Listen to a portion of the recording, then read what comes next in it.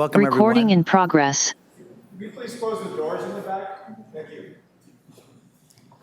Commissioner Balmer, can you lead us in the Pledge of Allegiance? Thank you.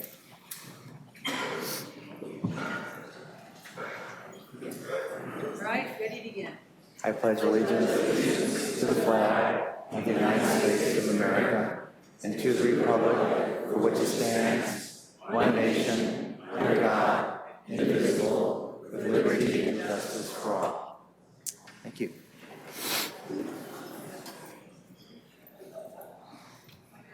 Could you call roll, please? Certainly. Chair Rosales indicated he would be absent today. Vice Chair Morrissey. Here. Commissioner Balma. Present. Commissioner Anthony. Present. Commissioner Dodds. Present. And Commissioner Malik. Present. Let the record show that 5 of the planning commissioners are present. We have a quorum. Do we have any communication on matters not on the agenda? Vice Chair Morrissey, it looks as though we have one item. Okay, Would you like me to proceed? please. Okay. Excuse me, hang on one second, sorry. Here we go. All right, looks like Jimmy Knott has something for us. You have 3 minutes. Acting Chair, Commissioners, Jimmy Knott, 127 Cherry Lane. Just wanted to report to you that from the City Council, if you watched that last week, I forewarned everyone here that if I was the only person to take and testify before the San Diego County Water Authority, that there was going to be a fiat complete. The water rates were going to be going up high. As it turned out, well above 9%. We still don't know what the city's add-on to that is going to be. So what's going to take place is the City Council has approved a 3% increase overall on the budget, giving approval for this next 2 years. If the county is taking and raising their rates for water for 9% plus, and our city is doing just 3%, and you're finding 9% plus on a lot of the other authorities for different fees and access and things like that, that does not bode well. So I wanted to make sure that you knew that this is coming up. Another thing is I would encourage you, for our housing situation, to take and preempt the state, to take and start looking at the potential of taking storefronts and also our manufacturing areas in commercial areas, instead of taking and letting the state dictate to us, saying that they can take and convert those to housing, we start adjusting our planning and our land use to take and looking at setting up those conditions before the state does it preemptively on us. Otherwise, if the state does, it's their rules and what they want. If we do it, we can control a lot more. I'm advocating that because some of the things I'm hearing on the state level, that if things aren't done right and housing isn't corrected, this may be the next step. Thank you. Thank you. Next thing on the agenda is the approval of minutes from the prior meeting. Can I get a motion to approve those? Commissioner Malik, can I get a second? A second. Second. Can we please vote?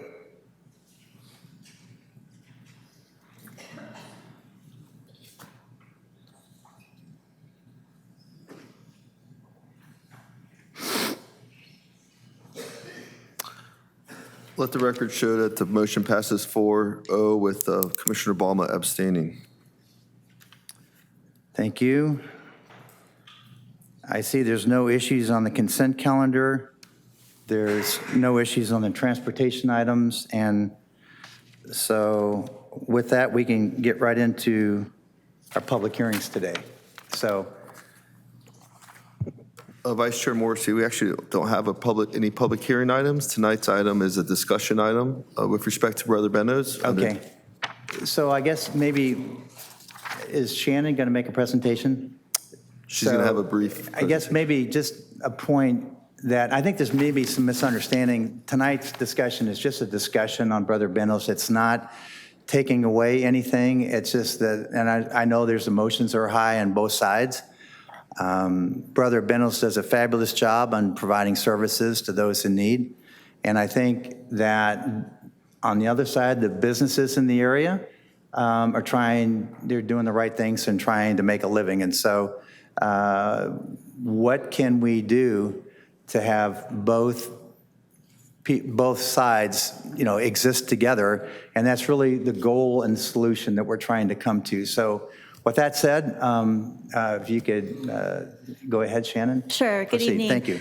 Good evening, Vice Chair Morrissey, Planning Commissioners. I'm Shannon Vitale, Senior Planner in the Planning Division. Just so you know, I'm not going to give a formal presentation. It's more just an update. So I'm just going to sit over here. But just to give you an update on what's occurred since the last meeting on May 22nd. So as you recall, on May 22nd, staff did provide an update to the Planning Commission on the current status of Brother Benos and the surrounding and Oceanside Industrial Park. During that meeting, the Oceanside Police Department did make some recommendations on 4 measures that they thought should be included in the existing CUP. These measures included monthly meetings to occur between Brother Benos staff, OPD, city staff, and the Oceanside Industrial Park representatives, a requirement for Brother Benos to contract with a security company to provide patrol of the area daily between 5 a.m. and 7 p.m., a requirement for Brother Benos to hire a sanitation worker to be on site daily until 7 p.m., a requirement for Brother Benos to provide a 24-hour contact phone number to the Oceanside Industrial Park business owners and managers. OPD is also recommending that SAC lunch service should be eliminated and that hygiene kit distribution should end at 10:45 a.m. So those were the measures that OPD recommends that we should include within the existing CUP for Brother Benos. Since the Planning Commission meeting, staff has met with representatives from the Oceanside Industrial Park to better understand the existing conditions within the park and the daily issues that some of their tenants, customers, and owners are experiencing. The representatives that we met with acknowledge that it is a small percentage of people that are causing the issues and that a majority of the people that utilize Brother Benos are not causing issues. However, those problems that are being caused are extreme and have created a very unsafe environment for the people within the industrial park.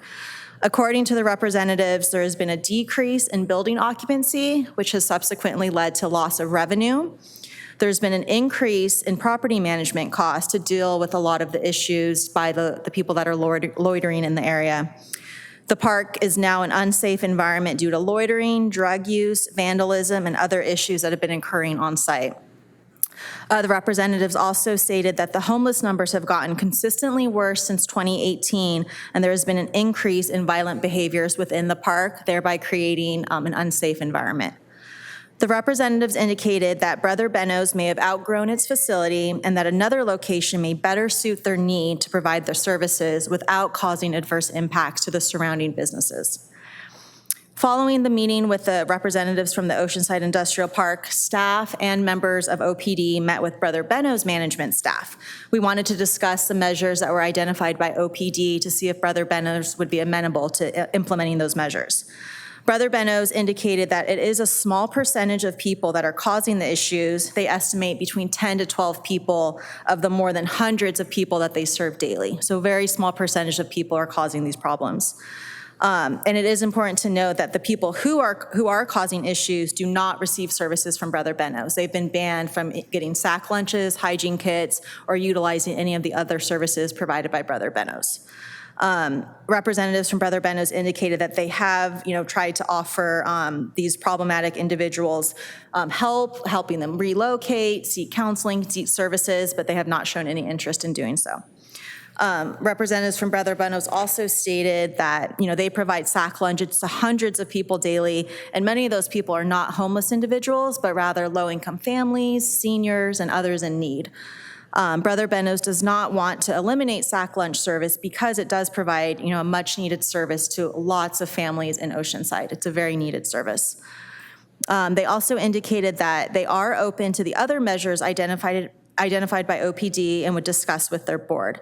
They are willing to share the cost of hiring a security company, but they don't feel that they should have to bear that cost alone. So they mentioned that perhaps partnering with the city or the Oceanside Industrial Park owners to share that cost, that would be something they'd look into.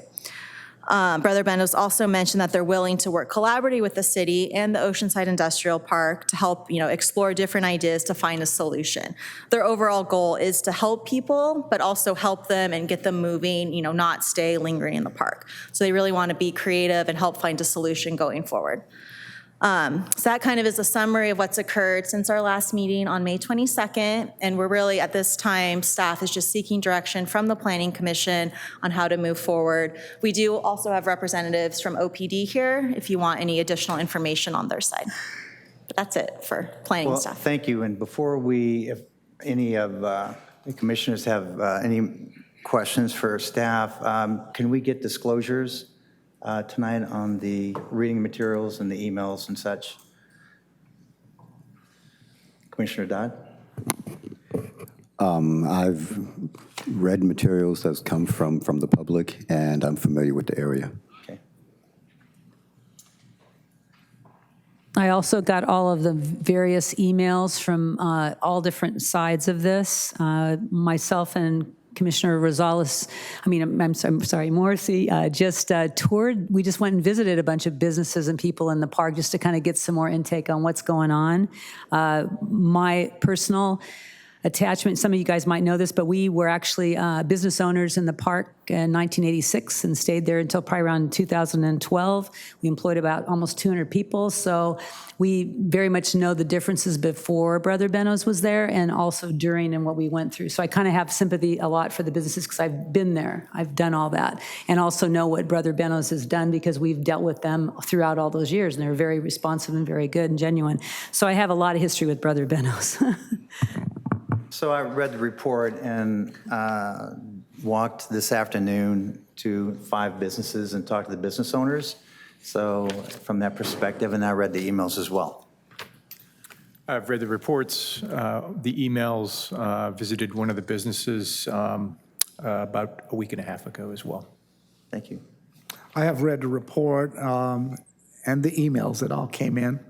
Also visited the area. I did not talk to any businesses, but I just was doing a cursory drive through the area to see the conditions. Thank you. So do any of the commissioners have any questions for Shannon before we open it up to the public? I see none. So I think we have 21 speakers, and we're going to spend 3 minutes for each speaker, and you'll see a light when it starts red. That means when you see a yellow light, that means you can wrap it up. And so if you'll call the first 3 speakers. Thank you, Vice Chair Morrissey. Yes, as Vice Chair Morrissey said, please come forward in the order I call your name. We are going to use the Agendize It this evening, so you can watch for your name up on the screen, but I'll read the first 4 names. You'll have 3 minutes to speak, and please adjust the microphone and speak directly into it. And the first speaker will be, is it Becky Charlton? Second will be Jimmy Knott.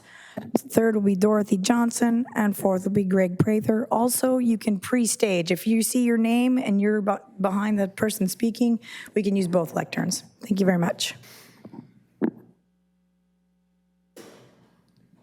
Becky? Hi, good evening. My name is Becky Charlton, and I've been a volunteer at Brother Benos since 2020.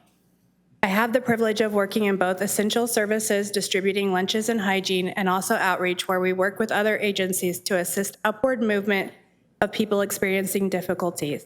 The people who come to Brother Benos are generally appreciative, and I enjoy observing their interactions amongst each other. They are a generous group, usually happy to give the shirt off their back to anyone who needs it. There is drug addiction, yes. It is my understanding that Brother Benos is committed to serving all. This is one of several approaches in human services and one that aligns with my personal beliefs. I have seen people that I used to hand sack lunches come into the recovery program and turn into confident and productive members of the community. There is a gap in the human service systems, and many people I see when I am volunteering fall into that hole. Brother Meadows, in my opinion, is a bridge to the broken systems.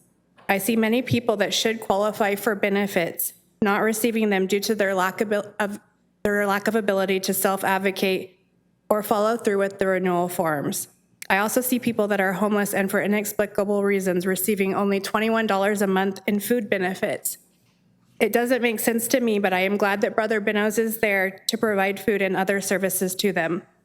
Food is one of the most basic human necessities, and I was shocked to see the suggestion that Brother Benos discontinue providing sack lunches. It is shameful. The only way I can wrap my mind around this suggestion is that the person or persons suggesting it do not understand the plight of the homeless. I encourage them to come and observe the operations at Brother Benos. I understand and sympathize with the neighboring businesses also. Homelessness affects the entire community. It can't simply be moved. The solutions presented, in my opinion, will not have a positive effect on the issue. Brother Benos has limited enforcement outside of their property. I imagine the Oceanside Police Department has similar difficulties enforcing the persons who are upsetting the neighboring businesses to behave.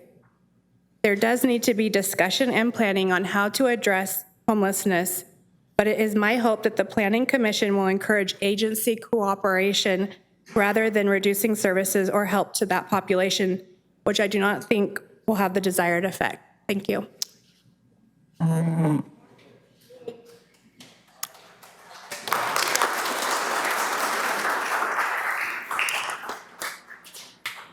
Chair, Commission, Jimmy Knott, 127 Sherry Lane. With all due respect, Planner Madera, I have to disagree with you, and your own agenda disagrees with you. It says in discussion items that under 4C, this is an action item. It is not just merely a discussion item. You need to correct your statement, sir. Secondly is, years ago, I took and I knew Brother Benos. It was a miracle what he could do with a loaf of bread. I challenge anyone in the audience to do the same. Next is that there are certain areas that are lacking. I read the reports. There is a lack of components of public education, social services by the county. They are not actively involved. Legal services by the county. They are not actively involved. Feds and state under SNAP and other social services. They are not actively involved. And what the report seemed to concentrate on crime. And there was no comparison with other areas such as bars, liquor stores, or theft in potentially stores and cells with other communities. Therefore, it is an unfair comparison. Now, what are the positives from Brother Benos? They were not brought out into the report. It needed to have a list of positives that you neglected put into the report. Another area was social services and psychological services that are needed by the clientele. That was not quantified. If you did quantify it, I think that you would take and direct your attention to an entirely different area, as the clientele needs those services. And we should have concentrated more of our staff attention into that area. So I think that this report needs to be shelved, go back, redone, and done with a very close eye to taking and making it, instead of being subjective, objective. Thank you.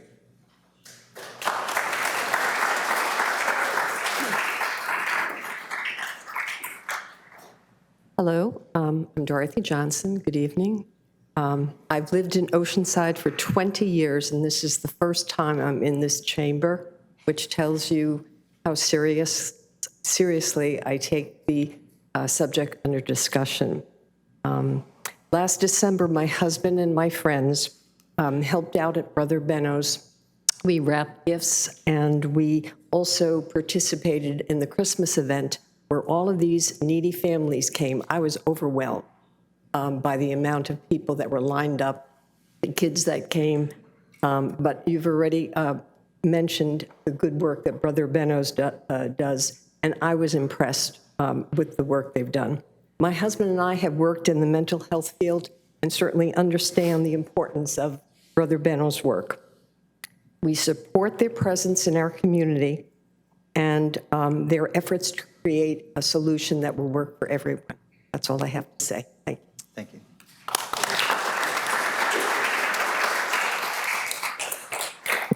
Hello, Commissioners. My name is Greg Prather. I'm on the Board of Directors at Brother Benos.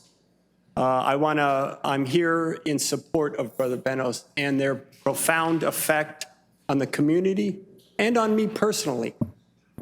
25 years ago, I was a guest of Brother Benos, and they fed me. And today, I'm giving back as they have given to me. I'm disturbed by the recent round of additional suggestions that Brother Benos has been asked to abide by, especially removing the sack lunches and the hygiene packs. That is especially egregious. That is shameful. And I think it speaks to a bigger question. I will tell you this, the work we do is hard. It is hard work. And it's work no one else in the community has done for decades. We are the tip of the spear fighting homelessness and addiction in this community. And we demand accountability from ourselves, and we expect it from the city. You guys, the city has been great partners with us for 40 years, almost 40 years. And it's just very upsetting to see the nature of our relationship become more adversarial. Fighting homelessness and addiction is difficult work. You can read the papers and you can see the number of articles increasing as the homeless problem has risen. It's become a real problem in the last 5 or 10 years or so, and especially after COVID. So I'm asking you to be our partners with this. And we are on the front lines. We have solutions to mitigate this. So I'm asking each of you guys to please work with us. Thank you so much.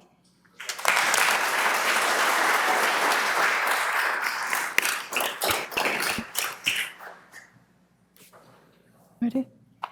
Good evening, Commissioners. Linda Walshaw. I am currently the CEO of Mobile Home Advisory Committee, a nonprofit assisting mobile homeowners throughout the county of San Diego.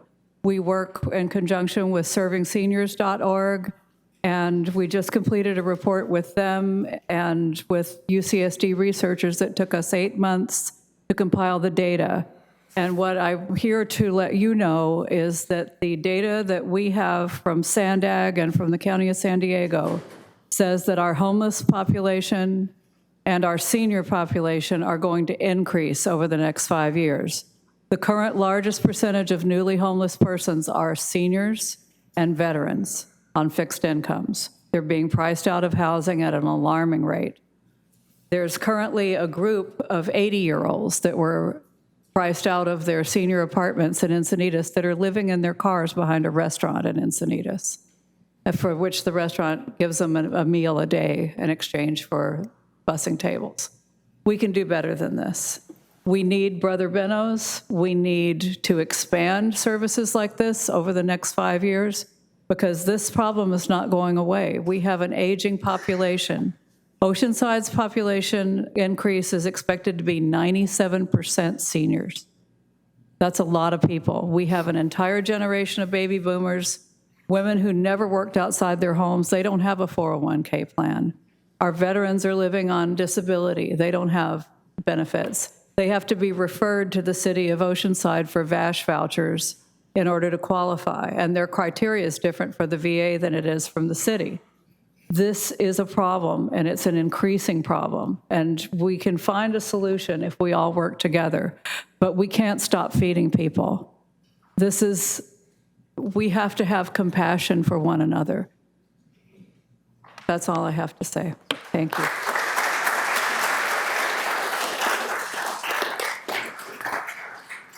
Good evening, commissioners and staff. My name is Dale Ganzow.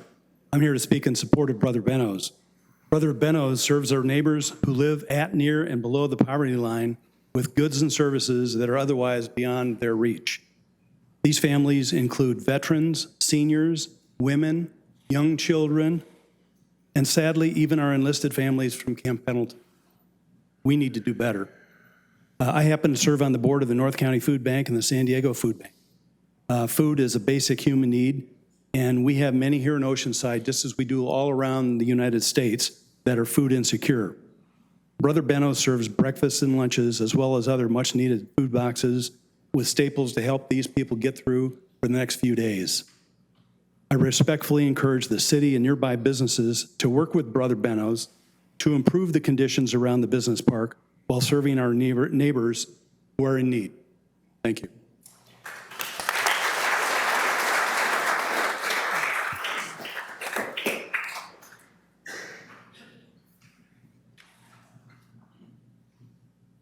Good evening, commissioners. My name is Kathleen Diehlman. I am the manager of volunteers at Brother Benos. And tonight, joining me are many volunteers from Brother Benos. If you're a volunteer at Brother Benos or have been in the past, could you please raise your hands?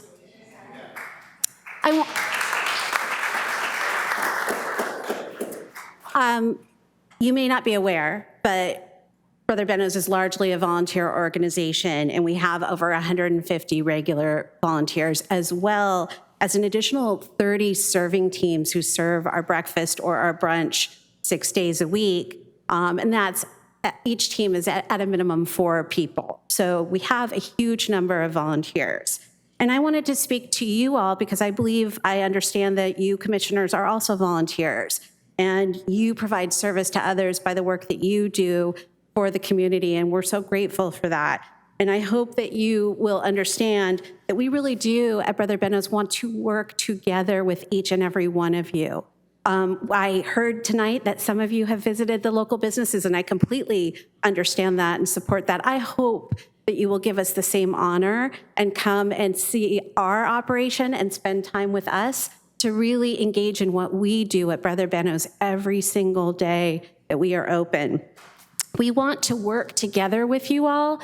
We don't want to point fingers. We don't want to blame one individual or one organization for the situation that we have with the homeless in Oceanside. We want to try to collaborate and to give each other grace. And so my intention to be here tonight is to just ask you all to please give us some grace and support and collaboration as we attempt to address these issues at Brother Benos in the business park. We want to continue to work with our neighbors, with the businesses, and we really do want to improve this community of Oceanside. This is my hometown. I live in San Marcos now, but I work here for Brother Benos, and I grew up here, and I love Oceanside. We all do, but we love all the people in Oceanside as well, and that's not just the people who can afford the $1 million homes. It's the people, unfortunately, that no longer have a home. It's the people that are on the edge and need our rental assistance, our utility assistance, and the many things that we offer to the people who come to Brother Benos. So I ask you, please do not make it harder for us to do the work that we do at Brother Benos. We are working in service, and we ask you to make it easier for us to serve. Thank you so much for your time.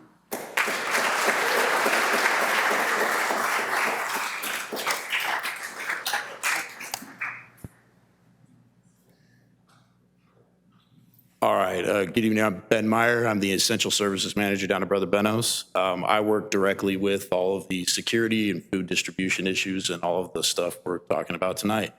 So I have firsthand experience with it all. Since the first sort of initiation of this last go-around of complaints, we took immediate action. We hired extra security. We adjusted our hours. We extended our security hours. We extended our trash patrols. We tightened up our whole entire operation. Continued to do so. At every turn, we've complied. We've done everything we can possibly work with the surrounding properties, to work with the city of Oceanside and work with the Oceanside Police Department. We run into a barrier when we're out there doing patrols in the morning. You run into certain individuals. It's the same group that will not leave. They won't leave the property. They've been banned for services for a couple of years from us. And the issue lies, it stops right there with us. It's an enforcement issue. If they can't be charged for possession of narcotics or using narcotics or any type of other illegal behavior, our hands are tied. And it is such a small fraction of the hundreds of individuals that we serve every single day, the thousands of individuals we've served over the years, and we'll continue to serve. 40 years of service to this community and the small number of people, that is a issue that is prevalent in every community. It's not something specific to Oceanside or specific to this business park. It's an issue every he's facing, and nobody seems to have an answer to it. But I can tell you, at the risk of sounding sarcastic, taking away sack lunches is one of the most ridiculous solutions to the issues we're facing that I've ever heard. It blows my mind that that would be even an option. The hundreds of people that benefit from those lunches compared to the dozen that are a problem. I can tell you right now, they're not hanging out in that neighborhood for sack lunches. That's the least of their concern. They have many other issues and many other reasons why they're there. So we will continue to do whatever we can to work with the city of Oceanside, to work with the police department, to work with our neighbors, to be the best neighbors we can be, to do what we can, continue to carry out our mission statement, and be the best servants to the community of Oceanside that we can possibly be. That's been the mission statement of Brother Benos for 40 years, and we want to do it for another 40 years. That's all I got to say.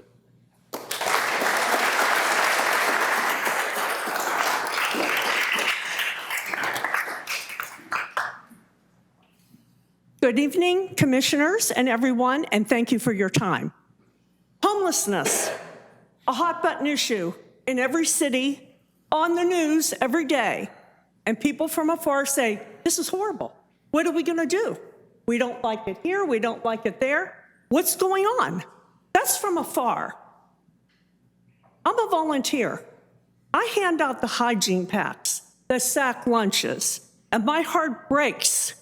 Every Friday morning, if anybody wants to come down and join me, I'll be glad to show you what we do. It's a tough gig as a volunteer, but it's important. And the problem is, people have all kinds of comments, but here's Brother Benos. We're going to step in and try to do something. Everybody else says, not in my backyard. Well, where exactly are we supposed to be? Volunteers, people who dedicate their life to helping people? I've volunteered over the years in many events for veterans, for homeless situations, and I must tell you, this is the hardest, most emotional time I spend every Friday morning. When people come and say, can you give me some shampoo? How about a comb? And they're missing teeth. How about a toothbrush and toothpaste? And they come and say, I have a big wound on my foot. Can you give me some cream? So I'm just telling you, from afar, it's sometimes very opinionated, but when you're in the trenches, and you've done as many gigs as I have over the years, this has been the most difficult. I had a senior citizen come this week and say to me, I'd like a lunch. Okay, well, we're not only helping the homeless, we have other people. I had a husband and wife come with 4 kids. Now, we normally don't give out 4 lunches. You know, we're trying to help everybody. And the gentleman said to me, well, my kids aren't in school and they don't get lunch. So I just want to say, I'm very emotional, my heart's racing, but I just want to say, when you're in the background, and everybody, it affects everybody, but when you're in the front lines, there are 2 words I hope I never hear again, and I don't have to utter, and I hope each and every one of you never has to utter these 2 words. I'm hungry. Thank you.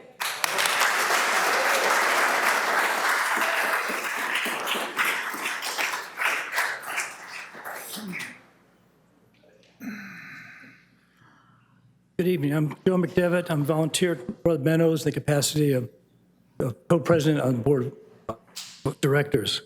I am concerned with some of the actions put forward by the OPD and the City Planning Department in the memorandum dated June 26.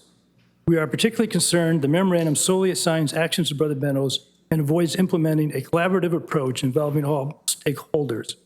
First, the memorandum does not address the critical need for OPD to enforce laws and regulations in the industrial park. Without enforcement, particularly with repeat offenders, the measures we are taking to improve the surrounding community are degraded. Second, the cost of a contract with a security company will impose significant financial impact to Brother Benos if the costs are borne solely by Brother Benos. Brother Benos has hired additional security and cleaning personnel that are active each working day to patrol the industrial park area. We believe the Planning Commission should allow more time to better evaluate the effectiveness of our team before a decision is made to contract with a security company.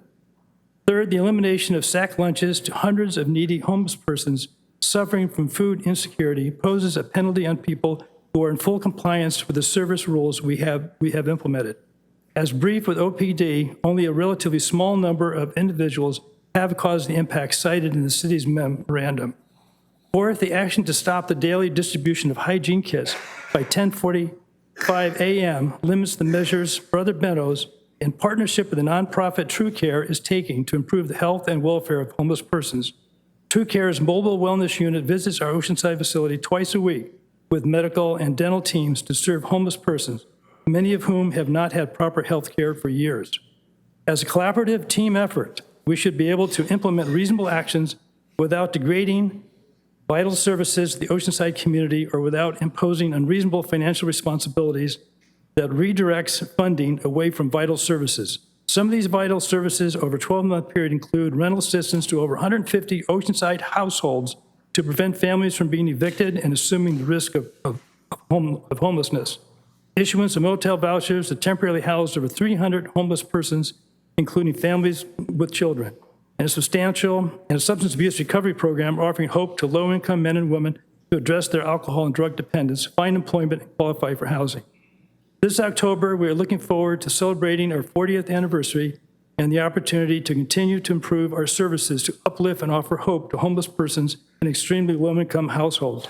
We ask the Planning Commission to continue to support this very important mission to serve the Oceanside community.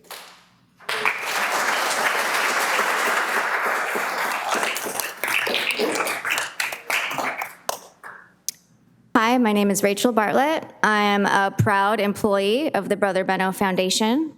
Started as a volunteer and then was hired on over, not at the center, over at the thrift shop. I work outside receiving donations.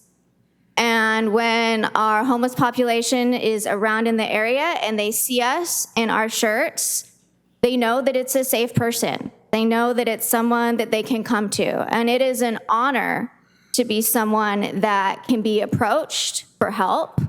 It's very humbling. We had a gentleman come up last week who he was new to being on the streets. He just wanted a chair and to sit in the shade. He asked permission to ask us a few questions. Just wanted to feel like he was a part of society.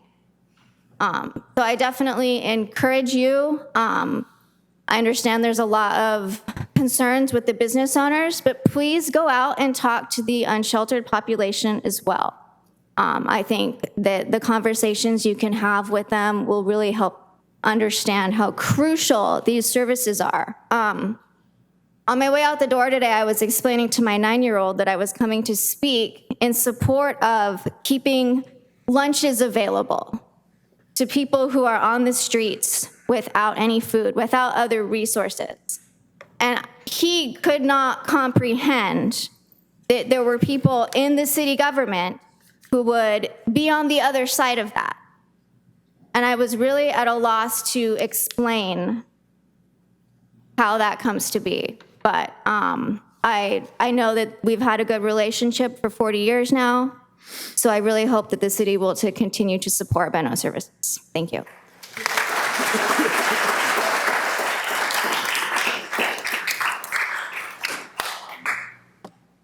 Hi, my name is Wendy Bravo Dolan. I'm going to read a letter that I wrote. If it sounds pressured, it is.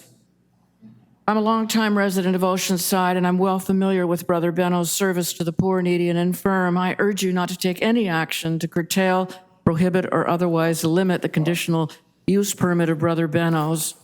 OPD Captain Torino's memo of 4/2023 conditional permit review, taken in the context of limiting Brother Benos' services, really sort of boils down to an equation for pre-crime element plus disposable containers equals public nuisance.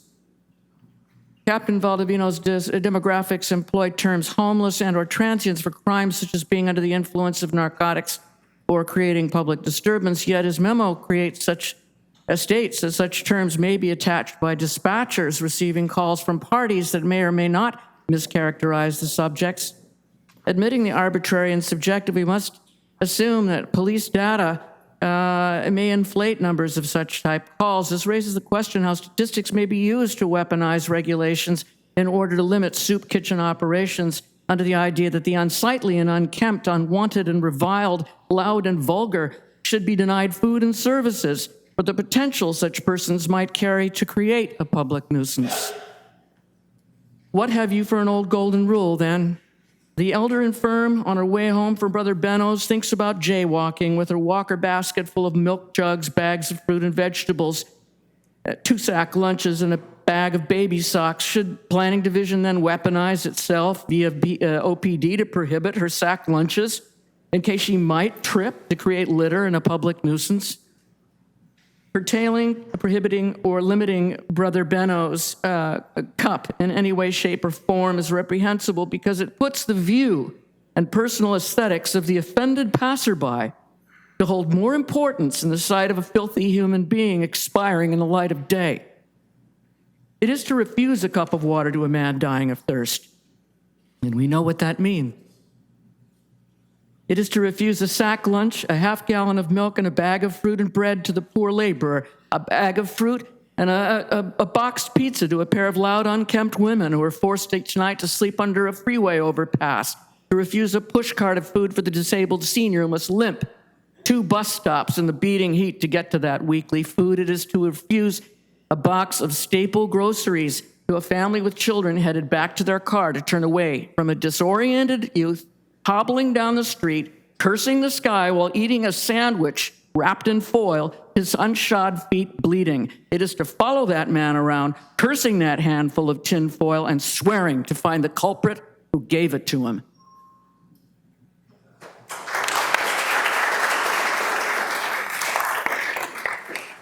Thank you.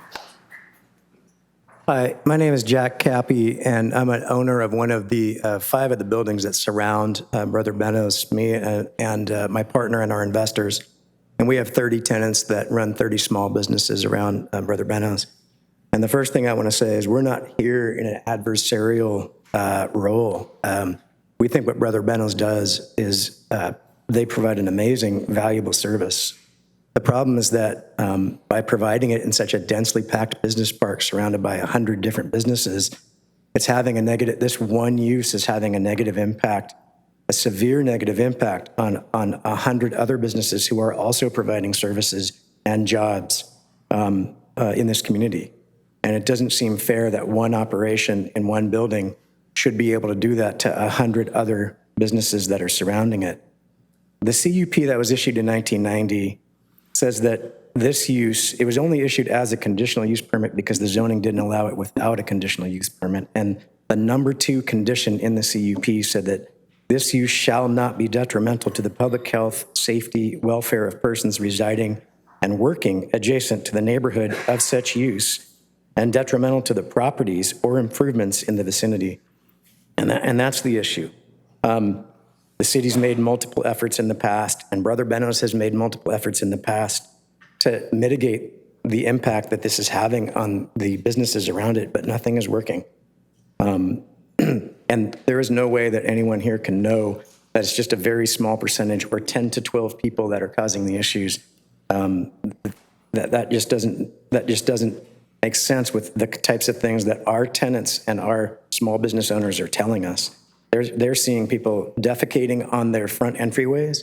People will not go into their businesses. We have not-for-profits that are leaving because their employees don't feel safe in the area. The solution is to move Brother Benos to an area that is not in the middle of a densely packed surrounding business park.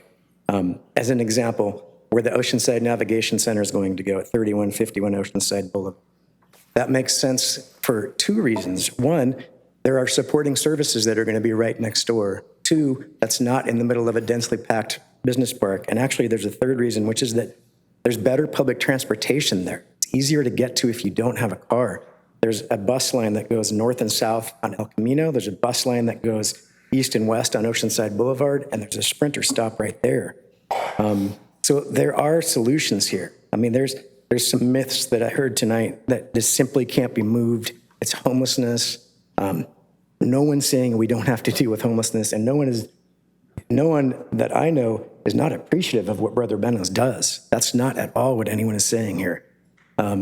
It's just that it was a conditional use permit to be in this business park, and it's not working out. And the city has tried, and Brother Benos has tried. It's just they're not able to solve the fact that the uses are not compatible.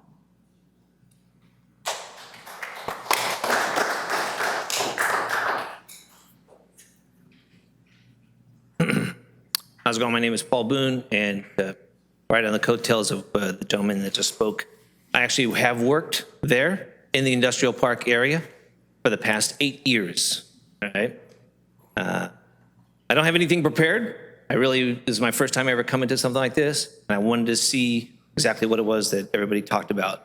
I do have to say that the whole thing with Brother Benos, I have volunteered there before, years ago when I was in the service, and my family has volunteered there as well. And every day, almost every day, I walk around the industrial park area and I talk to the homeless people that are out there. And a lot of them are very appreciative of Brother Benos. I talk to Blue, to Jeff, and Mike, and all those people. I get to know their names, and I think what I'm just trying to say is that there is a human side to the whole thing, and they're here representing that. But there's also a business side to it, all right? And that's, unfortunately, I'm sure I'm on the unpopular side of the fence right now. But I have written down things that I have seen in the past 8 years that I've worked there. And there has been, if it is the small percentage of homeless people, I'm sorry, but I will say it, that there has been people that have camped out right in front of our business area. They've defecated out there. I know because I'm the one that has to clean it up. Syringes, needles. I've had people come into our store and refuse to leave. They have set up camp there many times, and they always leave trash out there. And, I have had, throughout the years, I've had people come, as far as customers, come up to our store, and they have been intimidated by what's been going on. I try to talk to them and say, hey, look, it's just one of these things. These people are down and out, and God forbid it should ever happen to you.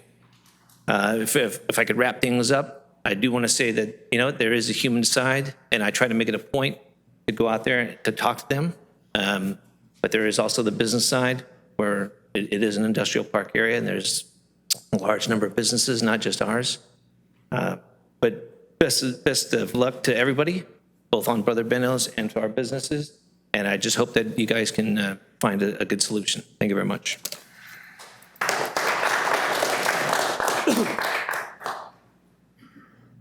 My name is Matthew Prey.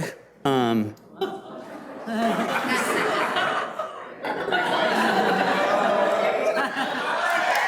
am a Christian. I am certified in state of California, bar, CCAP, paramedic. Been involved in recovery extensively, so much so that I had to step down from a position with Addiction Health Alliance, that I medically detoxed a lot of individuals. In doing so, I was so grateful that I had a place to send these individuals. They had a chance. We moved to Oceanside because Oceanside is Oceanside. This is a diamond for Oceanside. We had a $500 electric bill during the winter. We weren't expecting all this uptake in our, funding at home, so I started door dashing. I door dashed 60,000 miles last year. I got to see a lot of things. Because of my history and experience, I prayed with those people in the bushes and in the tents. And in medically detoxing these individuals, I was like, how did you make ends meet? I'm here, they shared what they shared, but let's be proactive. Let's say we don't have a Benos. I don't want to be that city where I drive up to every corner and I see the guy with the cardboard because they don't have the resources. We'll work for anything, we'll work for food. That bothers me, it troubles me, and it brings our property value down, etc. I go into these stores and we've hand-tied our police officers that they can't really do anything. I wish they could, but these laws, so I see our dilemma there. I loved Ronald Reagan, but he took the funding away from mental illness. So we have trouble, and I've been in Benos. Like Greg said, it's incredible what they do. They volunteer for this. It's unbelievable we have a resource like this in Oceanside. Thank God we do, but we have to be proactive because you see me driving around, we are the best city, the tents and encampments and the Costa Mesa, Anaheim, we just went up to Hollywood and stuff like that. We could not believe it. We could potentially turn into Venice because we have this Mecca here. I encourage you guys to go to Venice and see what that's all about. But we have a resource that these people go to and they have a chance and an opportunity. And the difference it makes is incredible. We're so blessed and so fortunate in the city to have Brother Benos. We really are.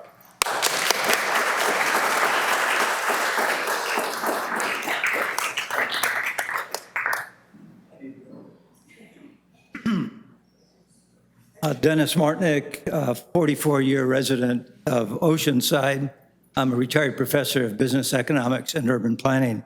I've just completed my 12th year of volunteering for Brother Benos. Before that, I served for 12 years on the San Diego Regional Task Force on the Homeless and served for 2 years as its chair. City of Oceanside has depended on Brother Benos to serve its low-income population for almost 40 years. Could I have the overhead? Thank you. I've made a list of some of the services based on the statistics that we've kept of what we have provided for the community. And if you look at that, you'll see those are some significant numbers. We're not talking about small amounts of money. And this is what Brother Benos, through its 200 volunteers and community support, has given to people. Just the meals alone in April, you have 12,134. And over our 40 years, we're approaching 5 million. Okay. So we're competing with McDonald's.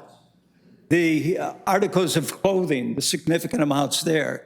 The ID vouchers, showers, things that a lot of people don't know Brother Benos does. The utility and rental assistance is so critical. So we're talking about huge amounts of support that we're giving to Oceanside's low-income, homeless, and mentally ill citizens that Oceanside has pretty much ignored over those 40 years. Oceanside has done very little. Until recently, we have not had the HOT team, the homeless outreach team. And that team is really a good move on the city. Other cities have done the same thing. They're very effective. Having a homeless team oriented specifically towards mentally ill and homeless folks. The problem, I believe, is that Captain Valdivinos and his team, they are professionals who care about the people they serve, but the city has assigned them the impossible task of moving homeless people out of the business park when there's no place for them to go. The city hasn't provided a place for them to go. Coming online, the city is going to be implementing a plan, including a a plan for those individuals causing problems, and that will be through this navigation center. The navigation center has a lot of promise. It's the kind of thing that we need in every community. And it will be something that will have an impact on our area, on the business park. It's important to wait to see what that impact will be, and hopefully that does decrease significantly. Okay, but cutting off food to the homeless is just inhumane, okay? It should not be done. The more services you can provide, the lower your homeless problem will be. Thank you.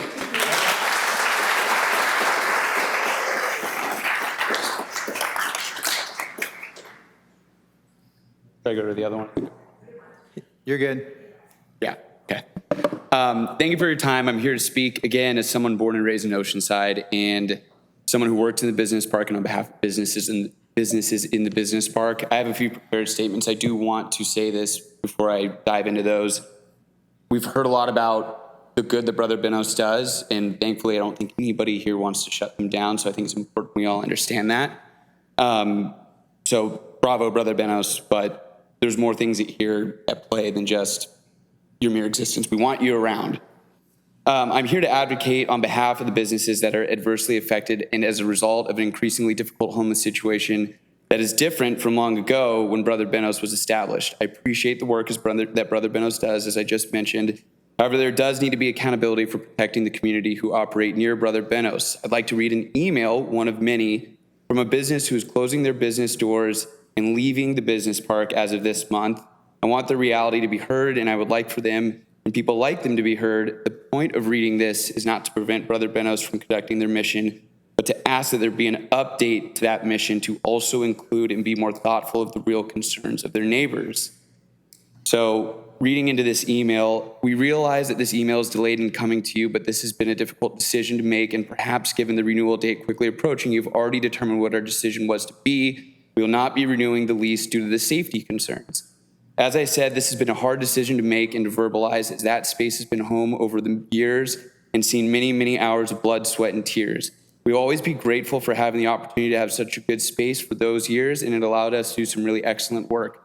Times have changed, however, and no longer is the area safe.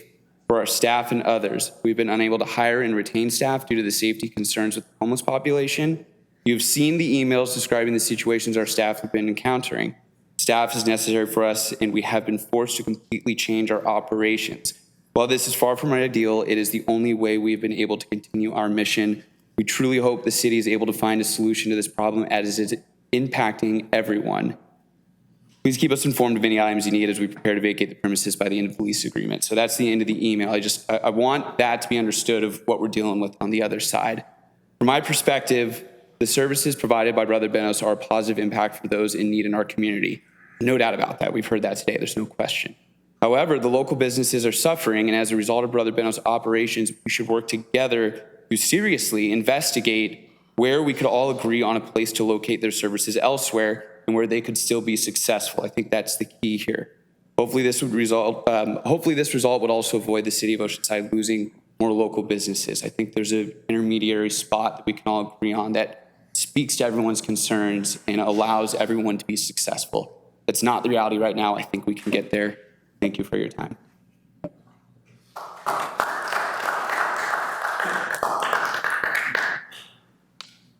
Good evening. My name is Shelly Parker. I live in Rancho San Luis Rey, and I'm a senior.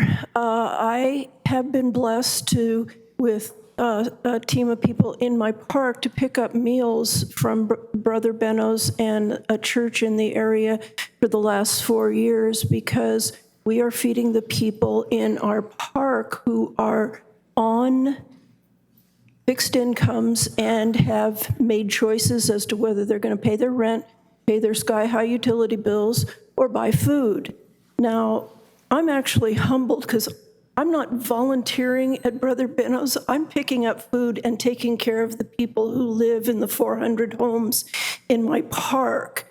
And Linda earlier said, not in my backyard, NIMBY, okay? And I get that we need to protect businesses, because actually I am a small business owner and have been for 40 years. I read the report and felt like this was going to be very detrimental to Brother Benos. I hear people saying that it could be moved. I don't know if that's possible, but I think this is an issue that has to be explored more. The city of Oceanside is our backyard. You cannot drive the streets without seeing temporary shelters. I have brought it before City Council. I think there should be a camping park area that is provided for people to live in campers, cars, with sanitation, tents, the hot team there, food, all sorts of services, so that we can actually, as a city, show compassion to the people who need it. Now, I know people in my park who have lost their home because they could not afford to live there, and they are eating at Brother Benos. Please don't stop the sack lunches. I have a car. I can drive to go get the food that we pick up for our residents. But you have, if you're going to move them, you have to make it so that everybody can get there. And it has to be, the city needs to support it. This is an opportunity for us all to rise to the level of compassion and be a guide as to what the rest of the state can actually do. Thank you.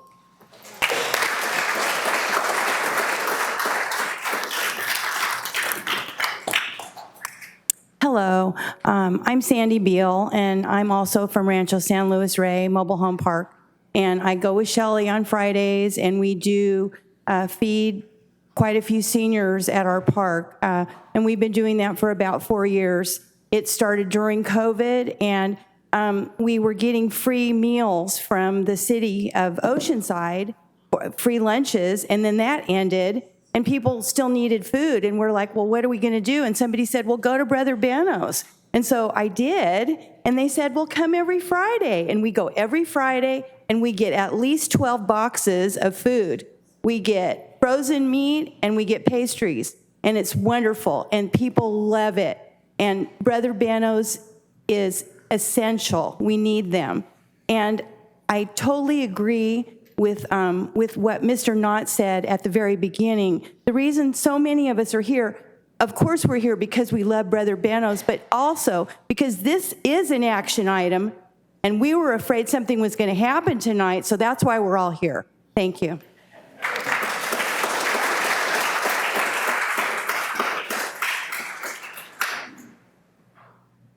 Good evening. My name is Josh Baruchim, and I work for the ownership group that owns Valley Plaza, a retail center consisting of 6 buildings on Mission Avenue and Roymar Road.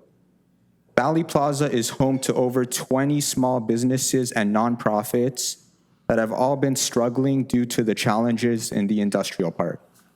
These tenants include restaurants, a preschool, churches, nonprofits, retail stores, and businesses providing essential services to the community. The situation and conditions in the neighborhood have only been worsening over the last few years. On a regular basis, our tenants are dealing with broken windows and other forms of vandalism. Our utilities are being damaged and tapped into, encampments and loitering in front of business storefronts, trash and litter all around the property, drug dealing and usage in the neighborhood, and many other issues on a daily basis. Some of our tenants have been forced to shut down their businesses and give up their livelihoods due to the challenges in the neighborhood. Last week, we received notice that one of our tenants, a nonprofit, would be shutting down their operations at the property. Our nonprofit tenant directly attributes their decision to the issues caused by homeless population and the city's inability to provide a safe environment for them to conduct their business. This nonprofit tenant is one of many tenants who have lost hope and given up due to the city not enforcing the terms of the CUP. The CUP clearly states that that Brother Benos is allowed to operate only on condition that the use doesn't negatively affect neighboring businesses and properties. At this point, it is undeniable that Brother Benos' use is having a negative effect on its neighbors in the industrial park. We don't see any other solution than the city revoking the CUP and Brother Benos relocating to another part of the city more appropriate for its use. Thank you.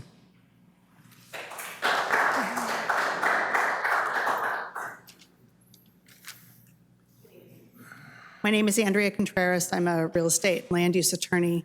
I was in front of you last month. I represent 3 of the businesses who own space in the industrial park. Vice Chair Morrissey, you said that the point is to see if both sides can exist together, and we agree. And that's the point of a conditional use permit, right? The reason it was issued in the first place is that there is a question of whether or not this particular use is appropriate adjacent to all the other industrial park uses. And so I'm not sure if it was really clear in the report today, but what we believe is that this matter needs to come back to the Planning Commission for a full hearing on whether or not to amend the permit or to revoke the permit. We understand that that is not going to happen here today, that can't happen here today. But what we would ask is that hearing be set, that it be set soon, that it be noticed that we'll either be amending conditions to the permit or that we will be revoking the permit so that there can be no question about what the point of the hearing is. I think,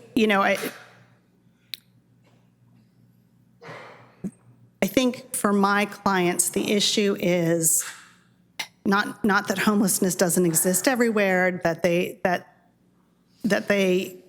there's not homelessness all over the city.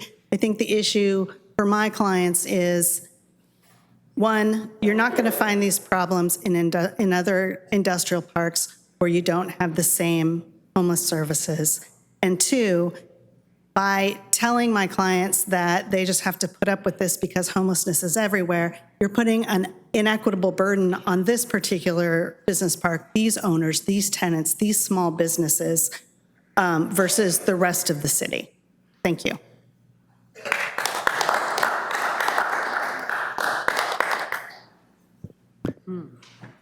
Good evening. My name is John Lavery. I'm a volunteer board member at Brother Benos.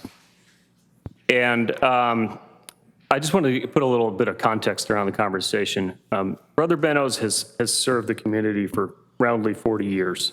And in that time has provided 4.8 million meals to those in need. Okay, so that gives you a sense of the scale and the effectiveness of this operation. And the context that I'm trying to provide here is that Brother Benos is an asset to society. Brother Benos is an asset to Oceanside, okay, and has to be viewed as such. The problems that are on Production Avenue are not unique to Brother Benos or even Production Avenue itself. This is a societal problem, okay? And, we can talk about, well, we should move these people here, we should move these people there, and not in my backyard, and it's a bunch of crap because these problems exist everywhere, and everyone in this room is just a few bad decisions away from being in that serving line at Brother Benos and being in need, okay? And I've seen it happen, and it's happened to a family member of mine who's no longer here. And I wish that I'd been able to get this family member of mine over to Brother Benos in time, because frankly, it's the only place that I've ever visited that I think was effective enough to have possibly saved him. So this idea about relocation of Brother Benos, it doesn't solve anything. Pushes the problem around, makes it somebody else's problem perhaps. The curtailment of sack lunch is also not a solution. Okay, what does that accomplish? Well, it puts people in a potentially in a position of starvation. Do we feel good about that for our brothers and sisters in the community? Is that how we want this to go? I'm sensitive to the issues that have happened in the industrial park. They're regrettable. But my point is, we need to come together as a society. We need to come together collaboratively, as the city, as business owners, as Brother Benos, and to work out a solution that respects the rights of all of us. Someone had mentioned, accountability for protecting the community. I mean, I can't think of an organization that has shown more accountability for protecting the community than Brother Benos has. So that's all I had to say for tonight. Thank you for your time.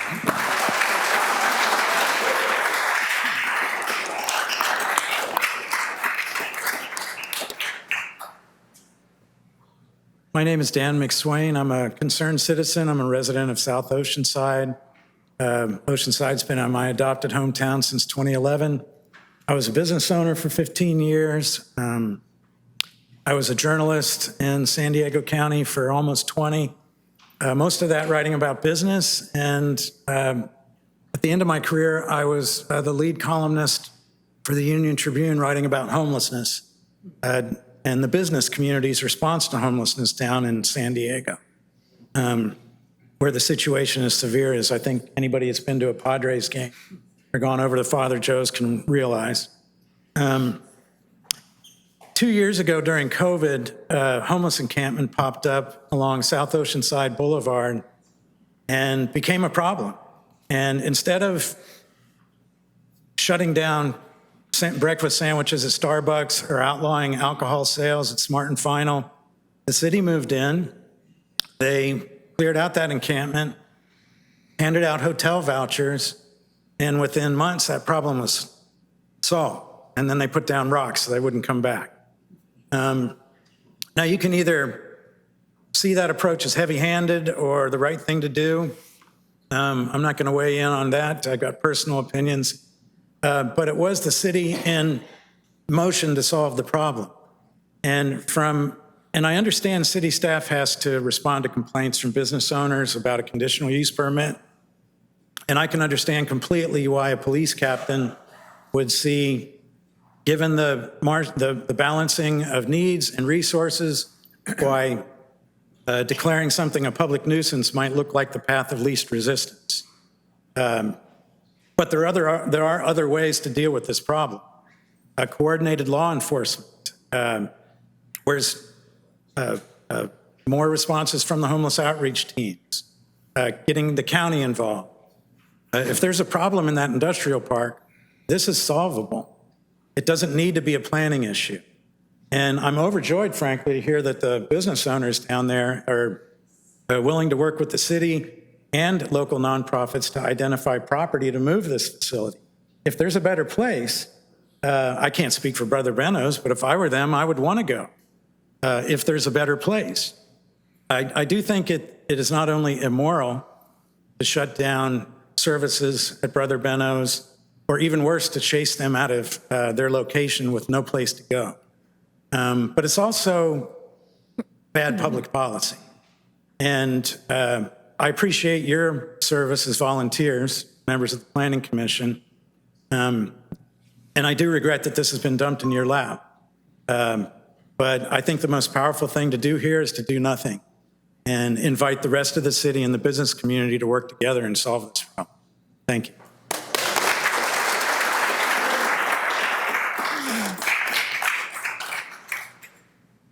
Good evening, Commission. Diane Nygaard, 25-year Oceanside resident. I was actually struck by two things in reading the staff report.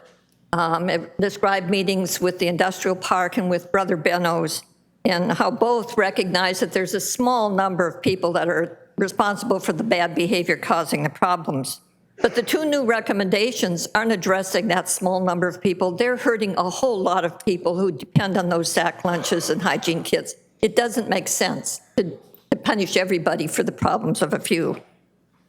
And secondly, somehow fixing the problems at Brother Benos is 100% on Brother Benos to fix. Nothing for our police department to do, nothing for code enforcement, nothing for the industrial park. All of those actions are targeting Brother Benos.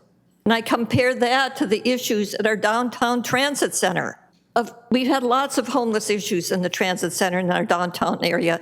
And what was the response to that? We recognized there was a need for increased security in the area. There's a contract with gatekeepers. It's paid 50-50 by North County Transit District and 50% by the city. There's a second security contract for the downtown area, paid mostly by our Measure X funds and a little bit by PDID. It was recognized as a community problem, and everybody stepped up to pay for it. To fix homelessness is going to take a lot of time and money. We need more affordable housing. To fix the issues around Brother Benos, we need to treat it as a community problem, and we all need to step up to solve it. Thank you.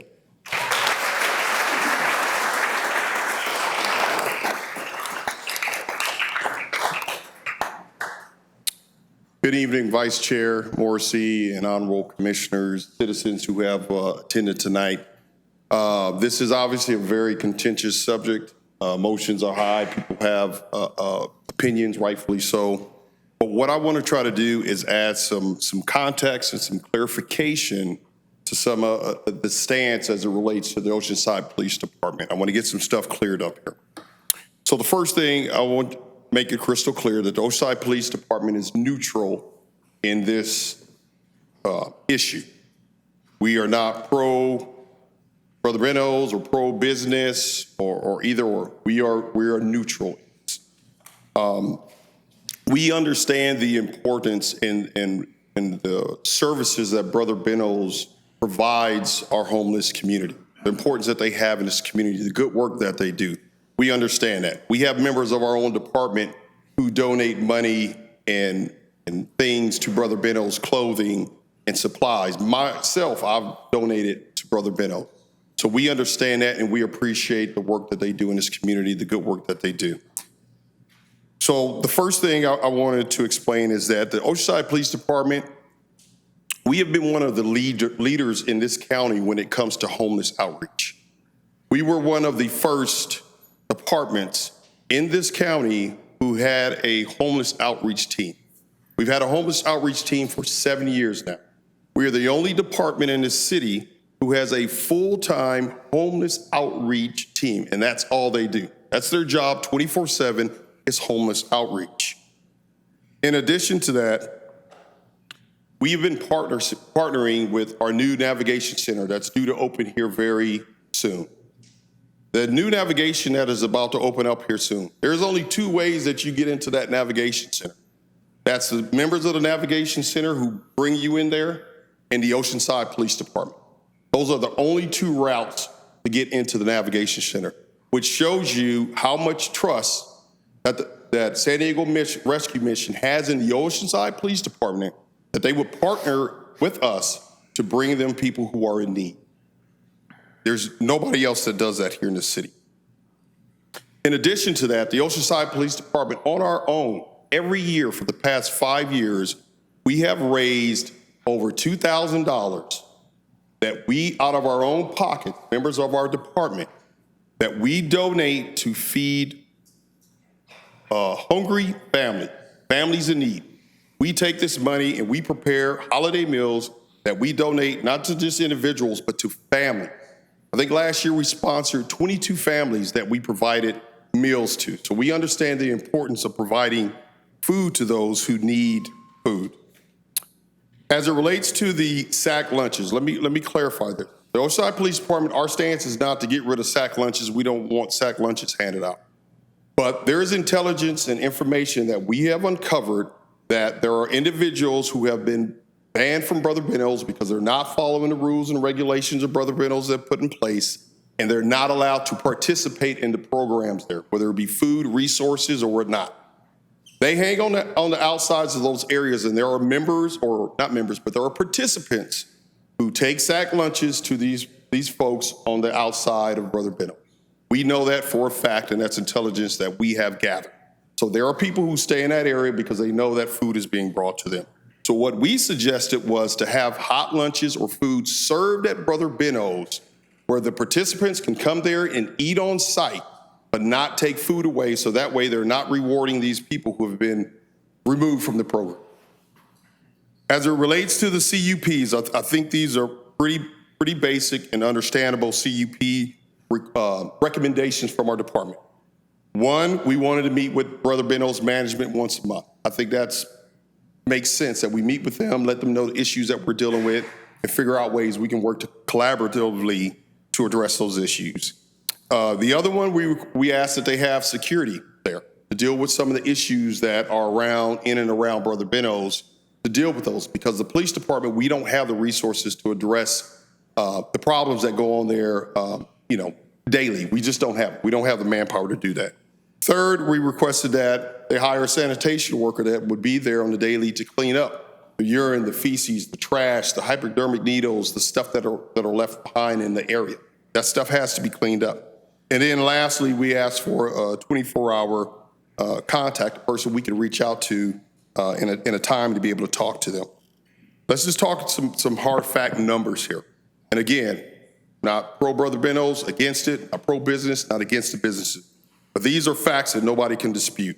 Since 2018, we have responded to 1,579 calls for service, either at Brother Benos or in the immediate area. And to break it down, we even put in keywords, homeless, transient, in that area, 1,579. This year alone, since the beginning of this year, we've responded to 150 calls for service related to Brother Benos. Since 2018, we've had 209 arrests, either at Brother Benos or immediately surrounding that area. 209 arrests. And then, additionally, just 3 weeks ago, we did a operation just for a few hours just to try to combat some of the crime and suppress some of that illegal activity around in the hours. We arrested and cited and released 7 people for drug-related offenses in that immediate area. And I'm not saying these numbers and putting this out against Brother Benos, because again, like I said, they do outstanding work. They're a very important part of our community. The issue that the police department has is there is no ownership to the issues that overflow from Brother Benos and impact the surrounding area and the business. Somebody, and I'm not saying that we have the answer, because we haven't figured it out, but there is no ownership. Nobody is being responsible for those issues. So right now we're kind of doing this tag team approach where PD does some things, Brother Benos and their security team does some things, business owners are doing some things, and it's not working. And that's all we say. Those are just the facts. But I don't want to leave this meeting tonight with the false narrative that Oceanside Police Department is somehow against the homeless and we don't want people to eat food and all that. That's nonsense. We understand that there are people unfortunate circumstances on some hard times, and everybody needs to eat, and everybody has the right and should be able to eat. But we just didn't want folks who were not participating and following the rules of Brother Benos to benefit by hanging out and being brought sack lunches. So we just said, hey, let these folks be able to eat on site. So with that, I'll open it for questions if somebody has anything. Question, so we've had all 21 people speak. Okay, let's take the discussion back to us. So the public discussion is over. And so fellow commissioners, anybody want to start? I'll start by saying that there is no one up here that doesn't appreciate the volunteers and everything that's done. We're all on a journey, and some people make mistakes. I can tell you in my own personal family, one of 11, one of my brothers drank himself to death. One of them had to go into jail for a year, and all drug, alcohol related. And another brother went to a home where both younger brothers are out productive, members of society. So it's not lost on me or nor anybody up here that we're trying to punish anyone. It's how do we come up with a solution? And I think that's what we're discussing. So I think we can put to bed that OPD is wanting not to feed people, because that's not the case. And I was kind of surprised to hear that. But now that, Officer, would you identify yourself, please? I apologize. I'm Chief Catholic Salad, Chief of Oceanside. Thank you. Thank you. But I think, it is going to come up with a solution. It's going to take, I'd like to see, Levin's office get involved, like to see the county get involved, the city involved, police involved. It's going to take all of us to come up with a solution. But the bottom line is that, in my mind, is that while we're trying to help people, there has to be rule of law, and we can. And again, Planning Commissioner Obama and I, we went to 5 businesses, and they can't do business the way it is. And so we need to address that part of it. So we do have to work together. And with that, I'll just, again, open it up, please. Yes. One thing we heard today from one that I thought was pretty good was that during the hours of operation that Brother Benos has, I think it ends around 12 or 11, one of the businesses said they super appreciate the amount of security and the amount of sanitation that you guys do to the neighborhood and surround. They could really make a difference. They could actually see that there was an improvement during those times. The problem was, of course, after Brother Benos closes, then the other people just kind of come back out of the woodwork, and they all of a sudden just happen to be around, and they're hanging out, and they're doing their bad things that everyone's heard. So the idea of having the extra security is a great idea. As far as whoever pays for it is what we have to come up with. But the idea of having an increased security that would actually help those businesses would really improve, I think, because from what that one business said, it really does work during the hours of operation that Brother Benos' staff. So you guys are doing a great job when you're servicing your people and doing the great stuff that you do. And then businesses are also there saying, yes, it works. But it's when you guys close down, then it's like all the urchins come out of wherever they're coming from, and they're starting to do all the bad things that these businesses can't handle anymore. So I kind of like the idea of having a security, company, however it's paid for. Like a lot of people have said, can be like a joint thing between the office park, between the city of Oceanside, between Brother Benos, some way maybe work together with that. That could probably happen from those monthly meetings, which is a great idea also. The sanitation worker would help all those people having to clean their own problems. And like me living in the businesses that when we were there for those 20 some odd years, I cleaned a lot of it up because you couldn't call. Brother Benos was always there to come. They always said, we'll come out and clean it. But you have a customer coming in an hour, you can't wait for Brother Benos staff, so you just do it yourself. So you don't call the police because it's just a minor thing. So a lot of infractions that we went through never got to the police or Brother Benos, but we just did it ourselves. So it would be nice to have someone, a sanitation worker on staff that would be there to help out with those businesses again too. So some of these measures that has been listed is good. The idea of the sack lunch thing and the hygiene thing, I understand all that. I don't think that's a great solution. There's a lot of good people out there that need this, then I wouldn't want to support that. But I think we have to put in some more stricter measures in the park for those off times. And then the idea of the navigation center and all that, we'll have to see what happens with the navigation center. That's just 50 beds, but there is a lot right next door to that navigation center. Can't we put a campground there too? I mean, it's like I think it's for sale even. So maybe the city should look into that lot that's next to the navigation center and look about that for maybe a safe camping area for some of these people too. I don't know. Thank you. Commissioner Malik. Thanks, Tom. I think we can all agree that this is a great mission that Brother Benos brings forward. It's something that the community needs, and they've done it. You all have done it for a long time. We're here to support that as well. We have some challenges collectively. Chief, I have a question for you. One of the concerns that I see is that you arrest, you cite, and you release. The catch and release just simply doesn't work. And is there a way that can be addressed so that we can arrest and incarcerate to take people off of the streets? I understand your hands are tied to a certain extent, but understanding collectively what some solutions are out there or what needs to change so that we can better identify both the challenges that you have and potentially some of the solutions to reducing the crime, which is, it's not necessarily a simple byproduct of the presence of Brother Benos. There are many other things at work there. And so I think one of the issues is being able to enforce these quality of life laws, truly enforce them, and put people that don't need to be there away. There's many good people out there that are very challenged. Somebody said it well. We're about 2 or 3 decisions, each of us, away from being in that position. And that's very true. We've all known people that have been there. Some people have been there themselves, have family members. But that, to me, is one of the critical issues that we need to understand to be able to work together. And I think that we certainly are committed to working together, both as a city staff, the different agencies within the city, to find some better solutions here. But that's my principal question, to kind of understand where that crux of the issue is. Thank you.